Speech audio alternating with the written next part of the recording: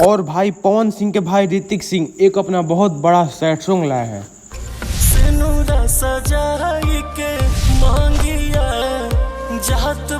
और भाई इस गाने का स्टोरी बहुत हमको अच्छा लगा, क्योंकि जानते हैं इसको फिल्मी तरीका से सजाया गया है। जब ऋतिक सिंह का गर्लफ्रेंड का शादी हो रहा है तो ऋतिक सिंह का दोस्त आकर उनको बता रहा है। ते इतना खुश बड़े, तोरा कुछ पता नहीं का?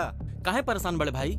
अरे आज खुशी के शादी हो रहल बा। और ऋतिक सिंह वहीं पर पहुंचते हैं जहां लड़की की शादी हो रही होती है, और ऋतिक सिंह जाते हैं तो उनको भाई लड़की का देख लेता है और ऋतिक सिंह को मारने का आदेश दे देता है, और ऋतिक सिंह को वहीं पर गोली मार दिया जाता है। और भाई इसका स्टोरी पर्सनली बहुत हमको अच्छा लगा भाई, एकदम गजब तरीका का स्टोरी दर्शाया गया है।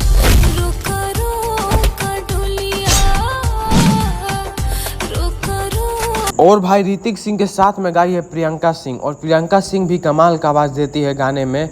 और ये गाना बहुत हमको पर्सनली बहुत अच्छा लगा। अगर नंबर के बाद दिया जाए तो हम 10 में 10 देंगे, कैसे भाई गाना ये कहीं से काटने लायक ही नहीं है। इसका वीडियो क्वालिटी एकदम बहुत बेस्ट है, एकदम हाई क्वालिटी वीडियो शूट किया गया है, और इसका स्टोरी कमाल का बनाया गया है, सोच समझ के स्टोरी बनाया गया, एकदम फिल्मी तरीका से दर्शाया गया है स्टोरी को।